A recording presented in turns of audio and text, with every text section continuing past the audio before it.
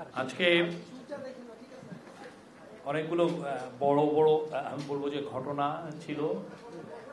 প্রথম কথা হচ্ছে যে সকালবেলায় আপনারা জানেন জুলাই গণ অভ্যুত্থানে যারা নিহত হয়েছেন তাদের পরিবার এবং যারা আহত হয়েছেন তাদের অনেকে এসেছিলেন এবং আমরা আজকের থেকে সরকারের মাধ্যমে তাদের যে তাদের পাশে দাঁড়ানোর কাজটা আমরা শুরু করেছি। আপনারা জানেন যে 21 জন শহীদ পরিবারকে 10 লক্ষ টাকা করে দেওয়া হয়েছে এবং 7 জন আহতকেও দেওয়া হয়েছে। প্রফেসর ইউনূস সেখানে একটা খুবই ইম্পর্টেন্ট, আমি বলবো যে খুবই ইম্পর্টেন্ট একটা স্পিচ দিয়েছেন। আপনারা আমি জানি না কতটুকু এটাকে নিয়েছেন, আমি ওইখান থেকে কোট করতে পারি উনি আজকে কি যা বলেছেন। বিচার তাৎক্ষণিকভাবে করতে গেলে, প্রফেসর ইউনূস বলছেন, বিচার তাৎক্ষণিকভাবে করতে গেলে অবিচার হয়ে যায়। বিচারের মূল জিনিসটা হলো এটা সুবিচার হতে হবে, অবিচার যেন না হয়। আমরা অবিচারের বিরুদ্ধে দাঁড়িয়েছিলাম বলেই এই সংগ্রাম হয়েছে, এই আত্মত্যাগ হয়েছে। আমরা যদি অবিচারে নামি তাহলে তাদের আর আমাদের মধ্যে তফাৎ থাকলো কোথায়? আমরা অবিচারে নামবো না। আমরা যারা অপরাধী তাদের পুলিশের হাতে, আইনের হাতে সোপর্দ করব। যারা অপরাধী নয়, পুলিশের হাতে দেওয়ার মতো নয়, তাদের মানুষ করব। তাদের বলবো, ভাই এদেশ আমরা একসাথে গড়ি।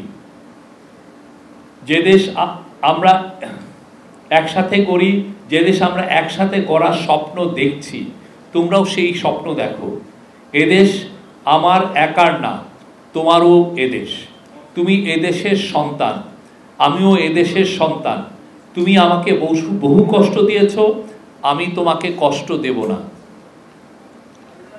আমরা একসাথে যত তাড়াতাড়ি পারি এটাকে একটা সুন্দর দেশ বানাবো। যারা অপরাধী তাদের অবশ্যই বিচার করতে হবে, যারা অপরাধী নয় তাদের সৎ পথে নিয়ে আসতে হবে। সারা দেশে সহিংসতার বিরুদ্ধে সবাইকে সজাগ থাকতে হবে। মারামারি করতে থাকলে দেশ এগোবে না, তাদেরকে কৃতকর্মের জন্য ক্ষমা চাইতে হবে, তাহলে জাতি হিসেবে আমরা এগোবো। খুবই পাওয়ারফুল এটা, আমি বলবো যে ওনার তরফ থেকে একটা খুব পাওয়ারফুল মেসেজ অফ রিকনসিলিয়েশন। আমরা আমাদের সোসাইটিতে যাতে এক ধরনের সবাই মিলমিশে থাকে। অবশ্যই যারা আইন হাতে তুলে নিয়েছিলেন, যারা ক্রাইম করেছেন, যারা এই জুলাই গণহত্যার সাথে জড়িত বা তারও আগে যারা গুম খুনের সাথে জড়িত, করাপশনে, তাদের তো বিচার হবে। কিন্তু বাংলাদেশের ভাস্ট মেজরিটি মানুষ তারা আসলে শান্তিপূর্ণ একটা পলিটিক্স করতে চান। আমরা চাই সেই পলিটিক্সের পরিবেশটা শুরু হোক এবং আপনি জানেন সেই আলোকেই এই 15ই আজকে একটা ডিসিশন হয়েছে, 15ই ফেব্রুয়ারি কনসেনসাস কমিশন, ঐক্যমত্য কমিশনের প্রথম মিটিংটা হবে পলিটিক্যাল পার্টিগুলোর সাথে। যেই 6টা কমিশনে যেই রিপোর্টগুলো এসছে সেই রিপোর্টগুলো নিয়ে প্রথমবারের মতো প্রত্যেকটা যারা যারা পলিটিক্যাল পার্টি আছেন তাদের সাথে কথা ডায়ালগটা শুরু হবে। আজকে বিএনপির 3 জন নেতা এসেছিলেন প্রফেসর ইউনূসের সাথে দেখা করতে। তারা হলেন মির্জা ফখরুল ইসলাম আলমগীর সেক্রেটারি জেনারেল, সালাউদ্দিন আহমেদ এবং মেজর হাফিজউদ্দিন আহমেদ। তাদের আসলে মূল বক্তব্য ছিল তারা এই যে কিছু পরিস্থিতি উদ্ভব হয়েছে সেই আলোকে দেশের পিস অ্যান্ড স্ট্যাবিলিটির ব্যাপারে জোর দিয়েছেন। তারা বিচার কাজ যাতে খুব দ্রুত হয়, যারা এই অন্যায় অত্যাচারের সাথে জড়িত ছিলেন তাদের বিচার কাজ যেন খুব দ্রুত হয় সেগুলোর জন্য বলেছেন। এবং বিএনপির অসংখ্য কর্মী, বিএনপি কেন অপোজিশনের অনেক অসংখ্য কর্মী আপনি জানেন তাদের বিরুদ্ধে প্রচুর মামলা ছিল। তারা বলেছেন প্রায় 1,25,000 মামলা, এবং সেই মামলার তার বিষয়ে তারা জানতে চেয়েছেন যে এটা খুব দ্রুত যাতে মামলাগুলো, যেহেতু এটা হয়রানিমূলক ছিল এবং এটা অনেক ক্ষেত্রে গায়েবী মামলা হয়েছিল, সেগুলো উদ্যোগ করার কথা বলেছেন। আর এই অপারেশন ডেভিল হান্ট শুরু হয়েছে, তারা বলেছেন যে এখানে যেন কোনো হিউম্যান রাইটসের কোনো রকমের কোনো ভায়োলেশন না হয়। এবং চিফ অ্যাডভাইজারের তরফ থেকে বারবার বলা হয়েছে কোনোভাবেই হিউম্যান রাইটস ভায়োলেশন হতে দেওয়া হবে না। যারা যারা অন্যায় অত্যাচারের সাথে জড়িত, যাদের এগেনস্টে সুস্পষ্ট অভিযোগ আছে ক্রাইমের, তাদেরকেই এই অপারেশন ডেভিল হান্টে আওতায় আনা হচ্ছে, তাদেরকে আইনের আওতায় আনা হচ্ছে। এই ব্যাপারে আমরা খুবই সিরিয়াসলি মনিটর করা হচ্ছে। কোনো ধরনের কোনো হিউম্যান রাইটসের কোনো ভায়োলেশন আমরা চাই না হোক এবং হবেও না। আর বিএনপির তরফ থেকে ইলেকশনের বিষয়ে বলা হয়েছে যাতে তাড়াতাড়ি ইলেকশন হয়। প্রফেসর ইউনূস বলেছেন যে অবশ্যই উনি এই বিষয়ে পুরো কনসেনসাস কমিশনের কাজটাই হবে এই বিষয় নিয়ে তাড়াতাড়ি কাজ করা, এবং এটা আপনারা জানেন আমরা এর আগে তো দুটো টাইম দিয়েছিলাম। হ্যাঁ, একটা টাইম হচ্ছে এই বছরের ডিসেম্বরের মধ্যে, আর একটা পরের বছর জুনের মধ্যে। এখন এটা নিয়ে সামনে আপনারা আরও এই বিষয়ে আরও কিছু শুনতে পারবেন।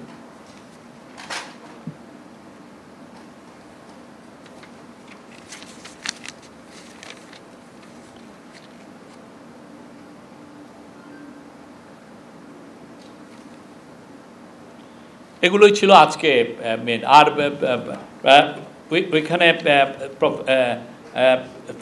ফাইন্যান্স অ্যাডভাইজার সালেউদ্দিন আহমেদ ছিলেন, আইন অ্যাডভাইজার ডক্টর আসিফ নজরুল ছিলেন, এবং হাউজিং এবং পাবলিক ওয়ার্কস অ্যাডভাইজার, শিল্প অ্যাডভাইজার আদিলুর রহমান খান ছিলেন।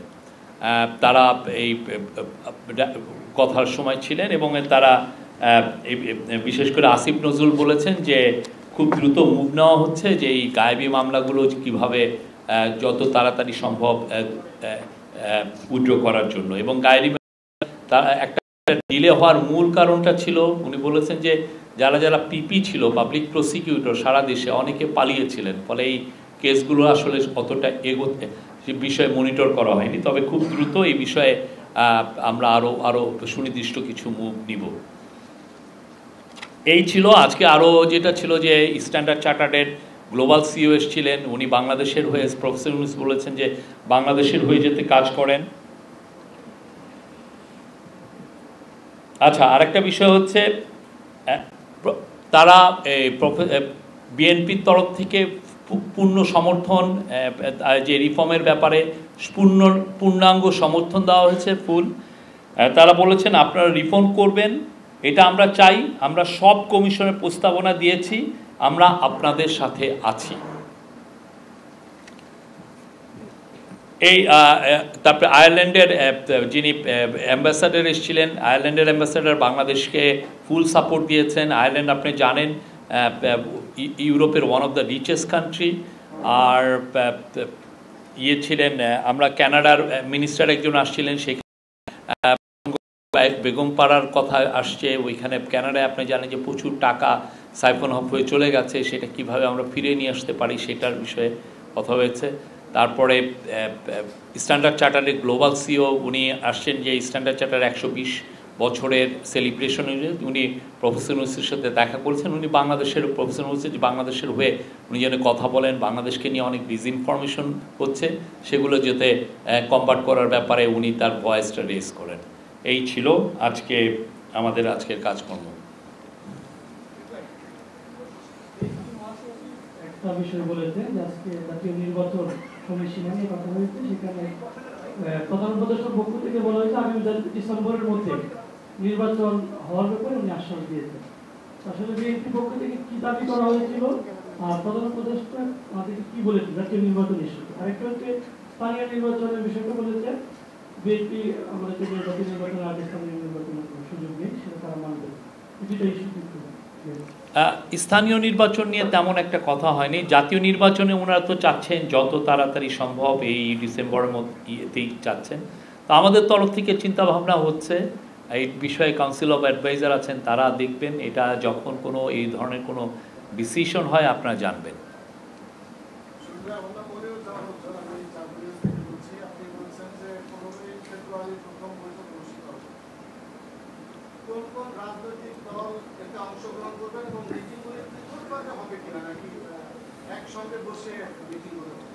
না, এই বিষয়টা আমার মনে হয় প্রথম মিটিংটা সবার সাথে একসাথেই হবে, তারপরে আমি জানি না কোন ফরম্যাটে হবে। বাট এটা প্রথম মিটিংটা তো এক ধরনের হচ্ছে যে সবাই আলাপ করবেন কোন ফরম্যাটে সামনে ডায়ালগটা হবে, কি কি কি কি বিষয়গুলো।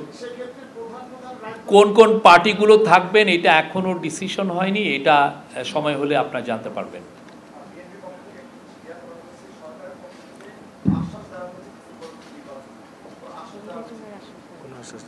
এটা আমি তো বললাম, আমি একটু আগে ওনাকে যেই কথাটা বললাম ঠিক এর বাইরে আসলে আমাদের বলার কিছু নাই। আর এই বিষয়ে যদি কোনো সিদ্ধান্ত হয় আপনারা জানবেন সামনে। বলেছেন যে ফ্যাসিবাদের দোষর যারা ছিল সরকারের মধ্যে রয়েছে, আমলা মন্ত্রী রয়েছে, যারা সরকারি আমলা সচিব পর্যায়ে থেকে শুরু করে যারা ভাইটাল রোল প্লে করছেন, তাদের বিরুদ্ধে ব্যবস্থা গ্রহণ করার জন্য এই ক্ষেত্রে ডক্টর ইউনূস, প্রফেসর ইউনূস কি বলেছেন, কিংবা সরকারের স্ট্যান্ড আসলে কি হবে, কোন পদ্ধতিতে এই বিষয়টা? মানে যে সমস্ত বিষয়ে আইনগতভাবে আমরা মেজার নেওয়া যায় আমরা কিন্তু সেগুলো মেজার নিচ্ছি, আমরা কিন্তু বসে থাকছি না। হ্যাঁ, সেটা যেই হোক, তবে একটা কারো এগেনস্টে যদি সুনির্দিষ্ট আইনের ভায়োলেশন করার কোনো অভিযোগ থাকে অবশ্যই আমরা মেজার নিচ্ছি। এবং অনেকে আপনার সেই বিষয়ে অনেকগুলো কাজও হয়েছে, আমরা কিন্তু রেগুলার আপডেটও দিয়েছি। এর আগে আমরা 5 মাস শেষ হওয়ার পরে বা 100 দিন শেষ হওয়ার পরে অ্যাডমিনিস্ট্রেশনে আমরা কি কি কাজগুলো করছি, কত লোকের ট্রান্সফার হয়েছে, কত লোক নতুন নতুন ফেস কোথায় কোথায় এসছেন, আমরা এগুলো কিন্তু বলেছি। শফিক ভাই, আমি মেহেদী হাসান বলছিলাম একুশে টেলিভিশন থেকে। তো রিসেন্টলি যে সহিংসতাগুলো হয়ে গেল, এইটার ব্যাপারে বিএনপি কি বলেছে? এখানে সরকারের দায় কতটুকু, বিএনপি কি মনে করে? বিএনপি, যেটা আমি তো বললাম, বিএনপি স্ট্যাবিলিটির দিকে জোর দিয়েছে। আমরাও বলেছি যে আমরা স্ট্যাবিলিটি চাই। আপনি জানেন প্রফেসর ইউনূস এই বিষয়ে খুব স্ট্রং স্টেটমেন্ট দিয়েছেন, এবং এর ফলে দেখেন ওনার স্টেটমেন্টের পরে দেশের শান্তিটা আবার ফিরে এসছে। আমি বলবো যে কোনো ধরনের আমরা তেমন কোনো এই মানে ভ্যান্ডালিজম আমরা দেখছি না। তো আমরা বলছি যে সিচুয়েশন ইজ নাও নর্মাল। আর হ্যাঁ, বিএনপি শেখ হাসিনাকে এটা ব্লেম করেছেন যে পতিত স্বৈরাচার, উনি এই বিষয়গুলো ইনস্টিগেট করছেন, এবং এটা এই পুরো বাংলাদেশকে ইনস্ট্যাবিলিটি করার, এখানে ক্যাওস এবং ইনস্ট্যাবিলিটি তৈরি করার পিছনে তারই মুখ্য ভূমিকা। আমি মারুফা বলছিলাম ইনস্টিটিউট থেকে। অপারেশন ডেভিল হান্ট নিয়ে বোধহয় ওনারা কিছু বলেছেন, সেটি স্পষ্ট করে জানতে চাই, এবং বলেছেন যে এই ধরনের অভিযানগুলো নিয়ে পূর্ব যে ধরনের অভিজ্ঞতা রয়েছে সেই ধরনের কোনো ঘটনা যেন পুনরাবৃত্তি না হয়, কোনো ইনোসেন্ট মানুষ যেন আসলে অবিচারের সম্মুখীন না হয়। না, আমাদেরও একই, আমরা এই বিষয়ে আমাদেরও একই কথা। যখন অপারেশন ডেভিল হান্ট শুরু হয় তখনই কিন্তু নির্দেশ দেওয়া হয়েছে ইন্টারিম গভর্নমেন্টের তরফ থেকে, চিফ অ্যাডভাইজারের অফিসের থেকে দেওয়া হচ্ছে কোনোভাবেই যাতে কোনো ইনোসেন্ট যাতে এর দ্বারা অ্যাফেক্টেড না হয়, কোনোভাবেই যাতে কারো হিউম্যান রাইটস ভায়োলেশন না হয়, এ বিষয়ে সুস্পষ্ট নির্দেশনা দেওয়া হয়েছে। রোডম্যাপের বিষয়েও বিএনপির মহাসচিব আমাদেরকে বললেন কিছুক্ষণ আগে যে 15ই ফেব্রুয়ারি এটার ঘোষণা আসতে পারে, আমরা একটা মানে ইঙ্গিত দিলেন নির্বাচনী রোডম্যাপ। 15ই ফেব্রুয়ারি কনসেনসাস কমিশনের সাথে মিটিং হবে ইন্টারিম গভর্নমেন্টের। এই কনসেনসাস কমিশনের সাথে পলিটিক্যাল পার্টিগুলোর মিটিং হবে, এইটুকু আমি জানি এবং এইটুকু আপনাদেরকে আমি জানিয়েছি। আমার নাম মইনুল হক, আমি নিউজ থেকে বলছি। আমাদেরকে বিএনপির মহাসচিব একটু আগে বলেছেন যে রিসেন্টলি সারা দেশে যে হামলা এবং ভাঙচুরের কিছু ঘটনা ঘটেছে সে বিষয়ে উনি বলেছেন যে আইন শৃঙ্খলা রক্ষাকারী বাহিনীর সামনে এগুলো ঘটেছে এবং সরকারের দায় এড়াতে পারে না, এবং এইটা একটা অস্থিরতা তৈরি করছে। এবং তারা যে লিখিত ইয়েটা সরকারকে দিয়েছে সেখানে বলছে যে সরকারের যথাযথ পদক্ষেপ গ্রহণে মুশকিল দেখাতে ব্যর্থ হচ্ছে, এ কারণে গণ অভ্যুত্থানের আকাঙ্ক্ষা ম্রিয়মান হতে শুরু করেছে। এই ব্যাপারে আপনারা? সরকার যথাযথ মেজার স্টেপ নেওয়ার কারণেই আপনি দেখেন কালকে বা আজকে আপনার কোনো ধরনের কোনো শুনেছেন যে কোথাও কোনো অ্যাটাক হয়েছে। আমরা তো মেজার নিচ্ছি, আমরা দেশের মানুষের সিকিউরিটির ব্যাপারে ফুল হাইলি কনসার্ন। আমরা প্রত্যেকের সিকিউরিটি এনশিওর করা, এটা আমরা প্রতিজ্ঞাবদ্ধ, সেটা আমরা করছি।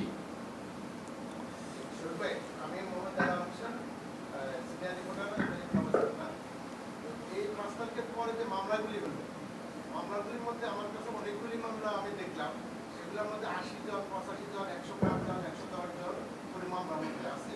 এর মধ্যে বেশিরভাগের যারা দায়িত্বে ছিল তারা হয়তো কোনো 20 সিরিয়ালে 20 জন আছে বা 30 জন আছে। কিছু কিছু লোকেরা এটার ভিতরে ঢুকে তারা ব্যক্তি স্বার্থের জন্য বাড়ি হলো বরিশাল, আশুলিয়াতে তারা মামলা দিচ্ছে, বাড়ি হলো নড়াইলে মামলা দিচ্ছে হলো যাত্রাবাড়ি, কিন্তু সেই লোক সরকারি চাকরিজীবী অথবা সে অন্য কোনো প্রতিষ্ঠানের চাকরি। কিন্তু এই মামলাগুলিতে দেখলাম যে তারা একেবারে ব্যক্তি স্বার্থে তারা এখানে নাম তুলে দিচ্ছে। এখন এই ব্যাপারগুলো আমরা কোথায় মানে তাদেরকে সাজেস্ট করবো যে আপনারা মানে প্রমাণ করেন যে আপনারা এই মামলার সাথে সংযুক্ত না।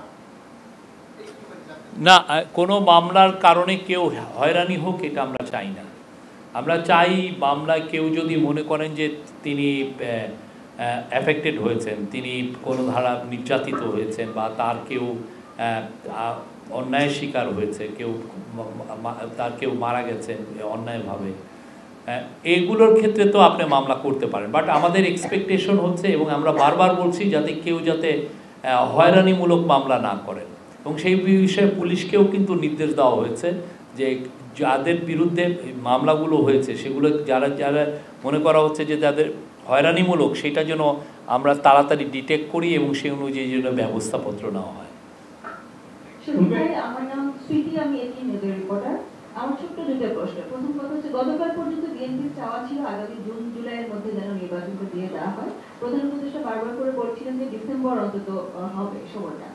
আজকে মনে হচ্ছে যে একমত হয়েছেন, যে বিএনপিও এরকমই বলছে যে ডিসেম্বরের মধ্যে নির্বাচনের ব্যাপারে তারা তাদের প্রত্যাশা জানাতে একমত হয়েছেন, এরকমই মনে হলো। এটা আমি ঠিক ধরেছি কিনা? আর দ্বিতীয়ত হচ্ছে, অপারেশন ডেভিল হান্ট যেটা চলছে, সেখানে বিএনপির কোনো নেতাকর্মী অ্যারেস্ট হয়েছে বিপুল পরিমাণে বা সংখ্যাটা, এই ধরনের কোনো অভিযোগ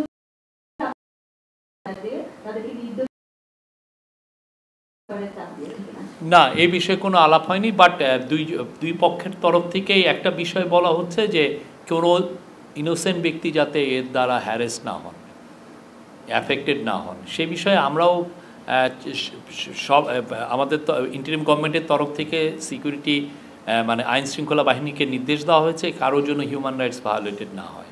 আর ইলেকশনের কথা বললেন আপনি, ইলেকশনের ডেটের আগেই তো প্রফেসর ইউনূস দুইটা ডেট দিয়েছিলেন, একটা হচ্ছে ডিসেম্বর আর একটা হচ্ছে জুন। এখন যদি সমস্ত পার্টি মিলে বলে যে না আমরা ডিসেম্বরেই চাই, তো সেক্ষেত্রে সেটা উনি তো বলেছেন, ওনার এমন না যে উনি একটা জায়গায় স্টিক করে আছেন যে না আমি জুনেই করব, এরকম তো আর উনি বলেন না। এটা হচ্ছে পলিটিক্যাল পার্টিগুলো কি এক্সপেকটেশন, তারা কি চায় সেটার উপরেই মূলত এটা ডিপেন্ড করবে।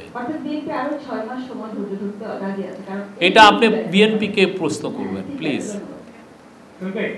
আজকে বইমেলাতে একটা স্টলে ভাঙচুর হয়েছিল, বই রাখা,